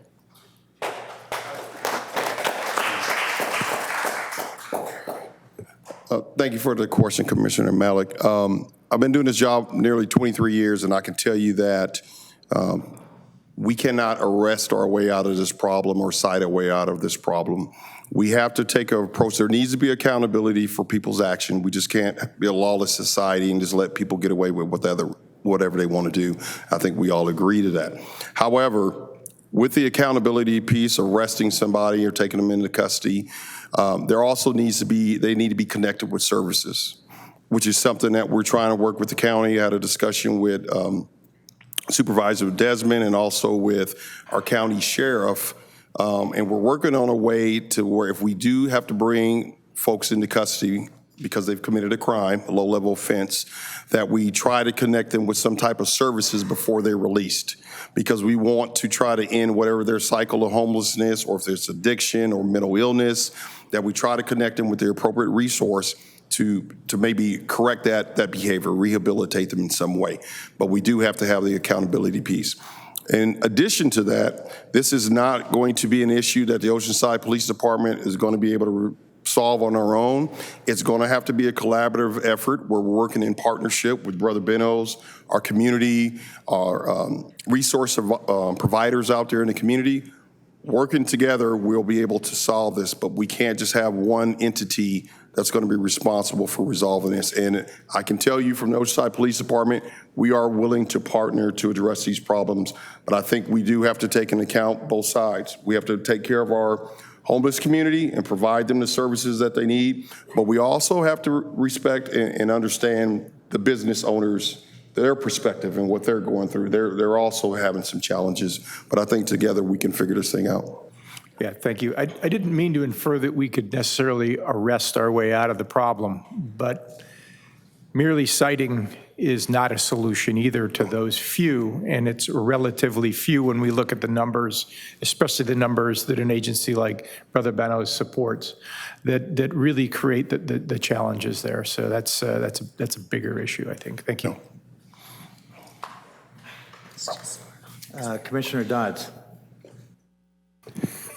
Yes, this is a very, very emotional subject, and we know this affects people from the business side. And for those of you who volunteer, I thank you. And Chief, thank you for clearing up some of those issues. I know that the response that people heard, that removing sack lunches and the sanitary things it's not the intent to deprive, but it was trying to protect. But when we take away something like a sack lunch, not everybody is going to have the opportunity to be able to sit and eat. You're making people hungry, so there's that kind of issue there too. But there is no one solution that's going to fix everything. We, as the city of Oceanside, all of us, we have to come together and try to figure this out as a community. From the city side, and what we recommend, from the community and how you volunteer, from the business side, it's not just a them problem or Brother Benos has to fix this, because the more we just point at each other and try to blame each other, we're not really focusing on the actual issue. And that issue is that there are a lot of people that need help. And Brother Benos is doing the best they can, and they have been for many, many years in providing those services. And I know no one wants to really deprive anyone, and I understand that from a business perspective, you have a business, you want to make money, you want to be able to provide for yourself and for your families as well. And some of the actions of a few people are affecting your ability to be able to do that. But as a business, from a business perspective, you also have to work with your surrounding community as well and not just point the finger. I don't have the answers. I don't think that just saying Brother Benos should just move is the immediate fix. Maybe that's something that's down the road, but that's also a cost on Brother Benos. And that's not something that we can just push off on them and saying that, okay, you need to be able to incur that cost and just move your facility someplace where it benefits you not having them there. This is like I said, it's emotional and it's a very difficult problem, but the only way we're going to resolve that is if we actually all work together and come together and try to come up with fixes that alleviate the problem, because homelessness right now is growing. It's not diminishing, it's growing.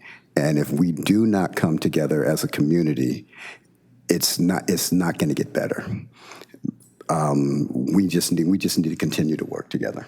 Thank you.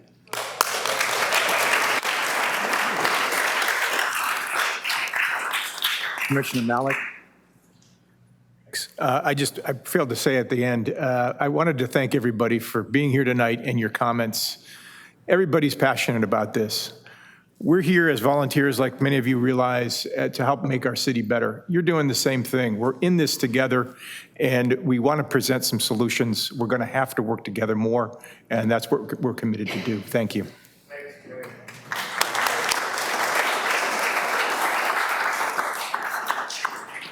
Commissioner Anthony. I really want to thank my community of Oceanside. I thank you all for your passion. I thank you for your concerns and your cooperation. I want to reiterate the comments from my colleagues that you coming out and showing your concerns for not only for the homeless, but the businesses, the institution of Brother Benos, but when I was listening to all of the comments made by the speakers, there are a lot of services that are available, and there are a lot of things that were said that could be done. We heard those things, and I agree wholeheartedly that if we work together, we can solve this problem. The one thing that I do want to say is that no one, like we said before, no one is trying to shut down Brother Benos. No one is trying to kick out the homeless. No one is trying to point fingers. What we're trying to do is find a solution. And I believe that as we work together, that solution will come. And I appreciate you all for coming out. Thank you.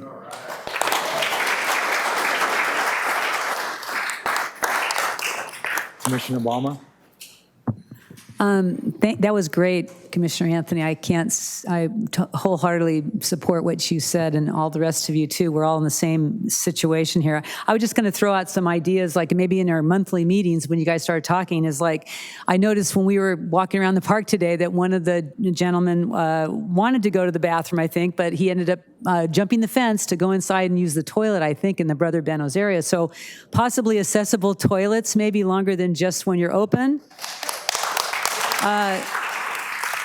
And then the other thing was hearing from the businesses, they're getting broken into. Their water spigots are being broken all the time. Their electrical boxes are being tampered with. So it's a lot of vandalism going on because these people need to get some water and get their cell phones charged. So maybe there's a way that Brother Benos can just provide something like that on the outside, maybe with this increased security staff, that it can be manned more. But anyway, just the idea that a little bit more options for people to have something that say don't go into the businesses and break into their electrical boxes and their water spigots and causing all this damage. So maybe something that can happen in your monthly meetings that can come out of this. So.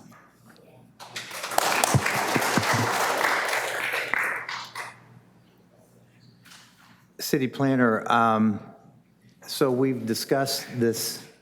Are we looking for a recommendation? Are we looking for short-term and then long-term solutions? Or maybe putting, we've already had one ad hoc committee, but it really wasn't an overall all compensating group. It was just within this planning commission. I'm thinking maybe this should be someone with maybe Congressman Levin's office, maybe Supervisor Desmond's office, and planning commissioner and something like that. I mean, I think the goal is to keep it going in the short term while addressing the business problem, the issues. And I think one of the speakers mentioned it, when there was increased security, things got better. So I definitely think, and again, I think the problem is at night, when folks come back. And I think it needs to be a 24/7 kind of thing. And I know it's expensive, but somehow, I'm not saying we put that on Brother Benno, that expense, but maybe there's a solution there as well. But what are we trying to accomplish tonight? Well, thank you for those comments, Vice Chair Morrissey. We came here tonight seeking direction from the Planning Commission on, among other things, those proposed conditions of approval, whether or not they should be added to the conditional use permit. If I was going to make a recommendation on the fly here, I think probably the most important of these conditions, in my humble opinion, is that there be meetings and dialogue between Brother Benos staff and OPD and city staff and those interested parties, which are made up of property owners and property management entities and business owners. I think it would be wise to perhaps allow those conversations to occur to see if there's a collaborative solution that could be found among that group of people before we actually amend the CUP. It might be a little early to amend the CUP at this point. We've tried that in the past. We tried that a little over a year ago, and it had some initial success, but then we've seen some increase in complaints from property owners about issues that are going on in the industrial park. So if I were to make a recommendation to you tonight, I would say direct staff to maybe work with OPD and the business owners and Brother Benos to see if we can come up with an equitable solution to implement some of these other things that are being recommended, and maybe find a solution to, as an example, the sack lunch or something of that nature. It might be a little premature to start adding conditions without fully understanding what the implications of those conditions might be. Would it be wise to add into that partnership, maybe somebody from the park, from the business side? Absolutely. That's based on, if you look at the memo on proposed condition of approval number 1, that's the first one that I would recommend implementing before we actually memorialize it in Brother Benos' conditional use permit. Sergio, outside of OPD and your department, what other departments or agencies within the city do you recommend that be included in this? Because it's broader than just a planning issue. Is there anybody specifically, or is that something that you just need to determine and come to? Because it's a broad issue. We're bringing people in outside to be able to collaborate, but within the city, it may not be something that solely rests on your shoulders or, Chief, on yours. Thank you, Commissioner Malik. You know, homelessness is not a planning issue. It's not a land use issue. It's a global issue. We're not going to solve the homelessness issue with addressing concerns related to Brother Benos and whether or not it's an attractive nuisance. Those have to be handled outside of this realm, outside of this body, at a higher level, at the city council level, and how they direct staff to deal with that. OPD is vested, and they're doing a lot of work with homelessness. Neighborhood Services deals with homelessness. There's an upcoming housing summit that's going to address to some extent homelessness. We have the Navigation Center coming online, to the chief's point, to see what impact that might have on this issue. So I think we need to focus on how to deal with Brother Benos and how to collaboratively work to address some of the issues concerning that. The homelessness issue is a different issue that's handled outside of this body. So then, go ahead, Chief. To follow up to that, as it relates to CUPs, we can write all the CUPs in the world, but if we don't have accountability and follow through on those CUPs are worthless. And that's the issue that we've had in the past, is we have CUPs in place that aren't being followed, and there's no accountability for them. And they're just CUPs that mean nothing.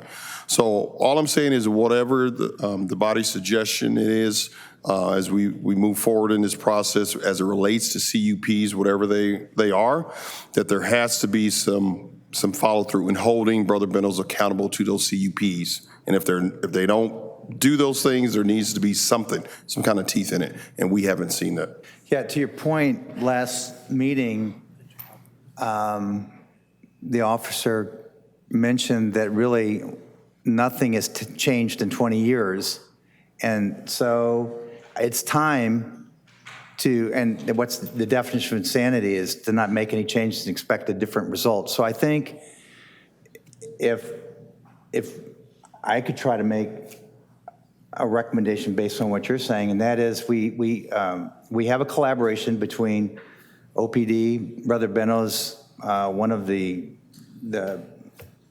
business folks, and it have a timeline, and after the timeline being whatever we decide, and then comes back to this body and what's happened, and there needs, and if there's no change, maybe another timeline, then we put it up, as you said, it's time to make a decision.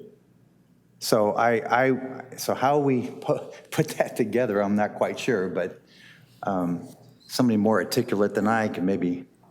Jay, why don't you take a shot? Thanks, Tom. Yeah, I think that we have both near and long-term issues here, and some of the near-term issues are, and some of the recommendations that may have been somewhat misconstrued based on your clarification, Chief, with the feeding piece. We don't want to not feed people in need.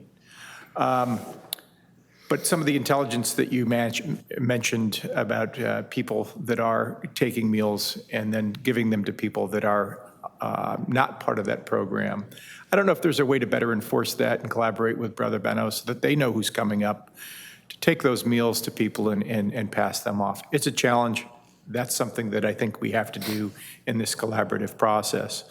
I would suggest that we set up a schedule for an initial meeting between OPD, Brother Benos, Business Park representative, or one or two, and we have them come together, report that back out no later than 60 days from here so that we have a timeline to be able to look at that. Let's try to look at some things from a near term. How do we continue to support the people in need? How do we help each other do some enforcement and overall reduce the challenges that we have out there so that we can have businesses prosper, people be taken care of, and Brother Benos enabled to continue their mission. I think that looking at the CUP as a framework for that is probably helpful so that everybody's aware of what the conditions are. It is a conditional use permit. Yes, we do have challenges with these across the board because it simply at times can seem to be a rubber stamp for an approval. But when we have an issue, we have to come back and we have to address that. And I think everybody understands that. We're trying to address these issues that are resident within this conditional use permit, just like we would with others.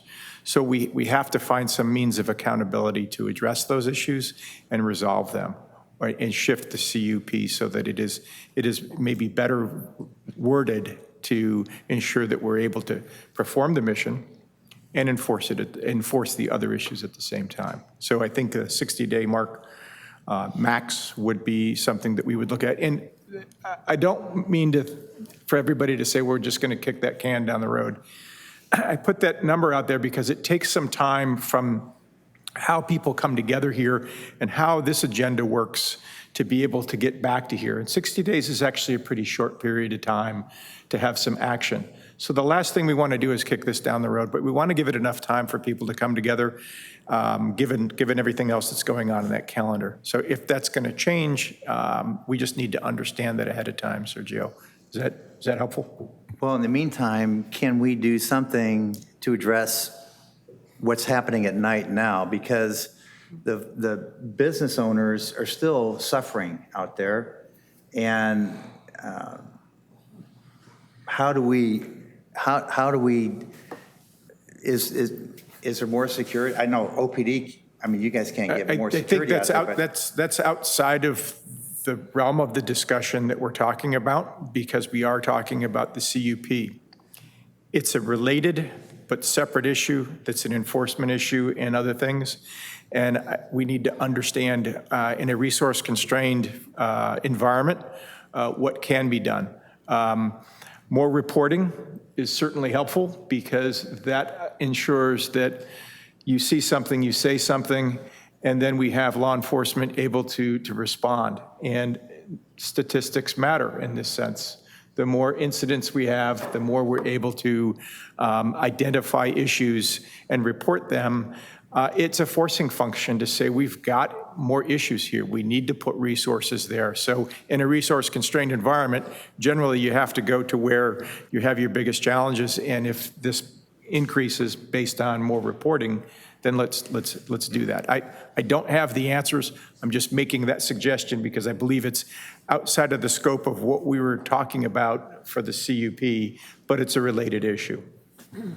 Go ahead. Actually, the CUP, it is totally the definition of the CUP. It's the health, safety, and welfare of the existing businesses and how it gets along with the rest of it. So that's safety part of this, the 4 measures that were proposed, the monthly meetings, the security, the sanitation, the 24-hour contact. That's what those meetings are going to be about and who's going to pay for it and how much. Each person does pay for it. It has to be discussed in the 60 days. We're going to come back and hopefully have some answers to those 4. But yeah, that's definitely, the CUP's definition is all about the safety, and those business owners have been suffering for as long as it's, I mean, like I said, I've only been there, I was there in 1991 and I saw it, so I recognize I lived that. My point was the near-term issue of what can we require to be done now. I'm not sure what we can do based on this. We have to look at that. No, your 60-day timeline, come back with some answers on those 4 subjects. And hopefully the group will come together with some kind of ideas of who can do what. For the PD, in the meantime, what we'll do, just to let you know what our plan going forward, we will, number one, we will continue our outreach efforts with our homeless outreach team and try to provide those wraparound services as much as we can. As it relates to enforcement, just being honest, there's a lot of the offenses that are committed in that area are considered low level. So a lot of times it's just cite and release. We're not really taking people to jail unless they're like public intoxication or very serious offense. So that's not really an answer for us. So, but we will, when appropriate, when necessary, we'll take necessary enforcement action regardless of what level. But the number one thing we're going to be trying to do is continue our outreach efforts and try to help folks as much as we can.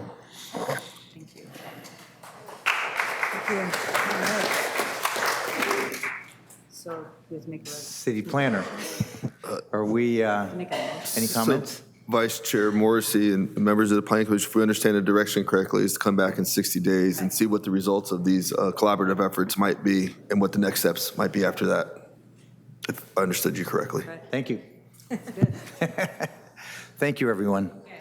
I think the next item is discussion items. The next item, Vice Chair Morrissey, would be the city planners / commissioners reports. Thank you. Yep.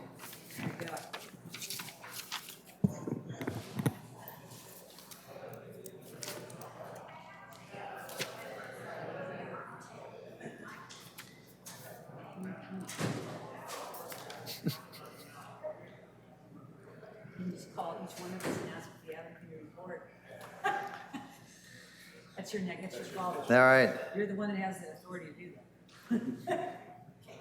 Does anyone have anything to report? You have to go down the aisle. Whoever you want to. Commissioner Dodds. There you go. I thought Sergio was going to say something. No, it's you. All right, all right. Nothing to report. Thank you. Commissioner Ballman. Nothing to report. Commissioner Malik. No report, but I have a question or an ask. I know that we were going to have a meeting together with the city council. I think it's either in July or August. If it's in August, if it could be the second half of the month, I'd appreciate it. I'm out of the country, and I would like to be a part of that discussion if at all possible. It's just my ask. Thank you. So Commissioner Malik, just let me provide, it's a good opportunity to provide a little clarification on that issue. So there's anticipated at the end of August, I believe the target date's August 30th, that the Neighborhood Services Department, Housing and Neighborhood Services is going to coordinate a housing summit. They're calling it a housing summit. We're still working on the details of that summit to see how the Planning Commission might be able to fit in there. Once we kind of have the details of that summit and what the content's going to be, I'll report back to this body whether or not the Planning Commission is going to be invited to that. Yeah, and if we're invited, that's great. I think the other thing is that if we have an opportunity maybe for a breakout session with the chamber so that we can collaborate and just understand each other's challenges. Unless you're going to all of the meetings, you're not catching everything, and sometimes we aren't aware of some things or some of the challenges that we're both facing. That's the only ask that I would have with that. I think it would be productive, especially since we've got new members, and whomever's going to fill this vacancy will be yet another new member. And you guys have been around for a while and know a lot of the personalities and some of the history that's I think it would be helpful for us to have that discussion. We'll report back. Commissioner Anthony. No report. So I do have something I noticed on this weekend. Again, summer is here, and there's so much energy downtown Oceanside. It's so cool. But there is just a bottleneck at the stop signs between, like, right outside Mission Pacific and Seabird. People keep walking the crosswalk, and the traffic can't go through. And I don't know what the solution is, but it seems like we talked about that with DAC, but it seems like we have to do something there. Or maybe not, I don't know. So, there is a lot of pedestrian activity, especially in the summer there, Vice Chair Morrissey. My recommendation would be to avoid trying to drive that segment of Pacific if you could. I think it's kind of one of the growing pains of successful resorts, the attraction that the pier is, the beach access being right there. I think a little patience is probably needed if you're going to drive that segment of Pacific Street. Yeah. Don't drive it. I say close it and make it a promenade, but whatever. Well, that's something that actually was in the work for a while, that they want to take all of Clearview away and make that whole thing a promenade. I know. All the way up to the library. I think that, to the OMA, I think it'd be a great thing to have that whole thing, no traffic. Maybe we can get traffic on that, right? Our traffic department. Just kidding. Okay, was there anything else? I just have a brief update on upcoming items. So we don't have anything scheduled for the first meeting in July. Second meeting in July, we have new industrial development on Ordway. It's an approximately 70,000 square foot industrial building that'll be coming to this body. That's the only thing we have scheduled out through the month of July. And then upcoming city council items include, at their meeting on August 9th, as you know, July is a recess for the city council. There's an appeal of a project that this body considered in March known as the Tremont Collective. It's in the 1900 block of South Tremont Street. And so that will be going to city council. I can report that at last week's city council meeting, appeals of both the Madera Melrose project that this body considered and the OBC project at El Corazon, both appeals were denied, and the Planning Commission's approvals were upheld by the city council. That's all I have to report today. Do you have any word on where's Ocean Camp? Still in litigation. That's all we can say. It's still in litigation. That's all I know, yeah. Is it only one entity that's suing? Is it still the Preserve Calavera that got a lot of money from Integral on the North River Farms? To my knowledge, that's the entity that's Yeah. in Just litigation. trying to think like, what do they do with all that money? It's a lot of money. From Villa Astoria to North River Farms, and now we've got Ocean Camp. And it's been some sizable amounts of money that have come through that entity that's in Carlsbad. Well, what is the name of that development? The night that we approved Ocean Camp, the other development. Tierra Norte Okay. is also in litigation. And that's in litigation by the Preserve same group? Calavera, same group. Yeah. Now, most of these are always because of some small little caveat in the CUP or in the environmental impact report, right? So it just seems like with all this litigation that's been going on, that the writers of these documents would tighten up those little loopholes. I don't know, Barbara, that's kind of your department, but is there anything that we are learning from all this that maybe we can kind of advise these developers or whatever to have their CUPs and their environmental impact reports written, correctly?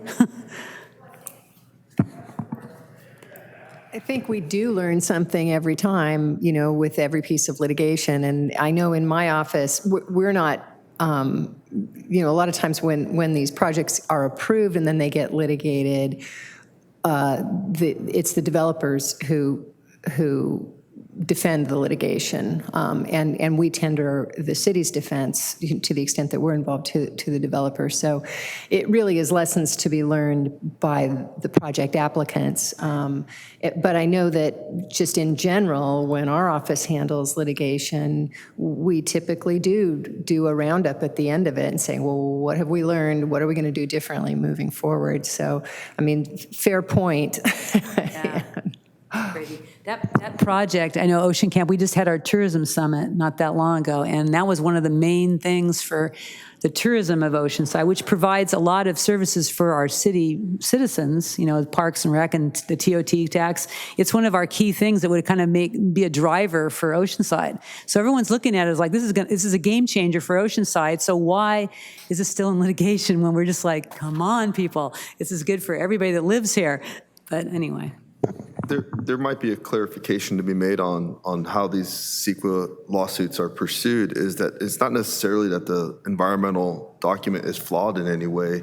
It's just that the plaintiffs can make an assertion and they base it on their own evidence and documents. So we learned that sort of last week where it was the same entity that appealed both of those projects, and they made similar assertions. It doesn't mean that those assertions are accurate or correct. It's one person's opinion. So it's not always the fact that the plaintiffs are correct and that the environmental document might be flawed.